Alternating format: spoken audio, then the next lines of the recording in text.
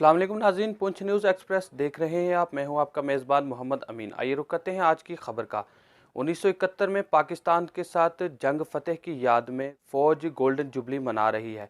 इसी खुशी में मशाल आज पारसपुरा पटन से होते हुए 10 सेक्टर हैदरबैग पटन पहुंचाई गई। परिपासपुरा पटन में 29 आरआर के कमांडिंग ऑफिसर कर्नल मुखर्जी और 10 सेक्टर के कमांडर ब्रिगेडियर नरेश मिश्रा ने मशाल को रैली की सूरत में हैदरबैग पटन पहुंचाया, जहां पर DIG north Sujit Kumar, deputy commissioner Baramulla, SSP Baramulla और फौज के दीगर आला अफसरान ने मशाल को हासिल करके शहीदों की यादगार पर नस्ब किया।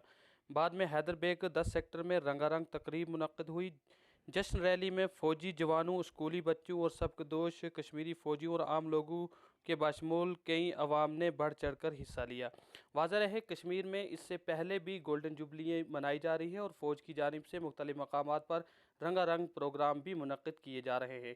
आइए देखते हैं बारामूला कश्मीर से हमारी आज की ये ख़ास रिपोर्ट। क्योंकि हम अभी देखो 80 साल की हम उम्र हो गई हमारी। हम शुक्र कर रहे हैं ऊपर वाले से, अभी तक जिंदा है। हमारी कारकर्दगी अच्छा रहा, उसके रिकॉर्ड में लिखा है हमने कौन सा काम किया है, कैसे किया है। हमारा पोस्ट था, वहाँ से फिर आगे उनका दरिया सिंध जो था वो पार थे वो। फिर रात को 8 बजे हमारे को ऑर्डर आए हैं आप लोग क्रॉस करो दरियाओं को।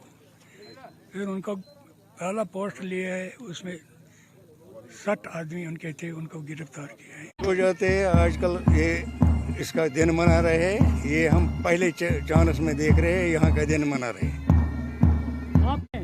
मैं बहुत खुश हूँ। आज हमें इनवाइट किया गया है।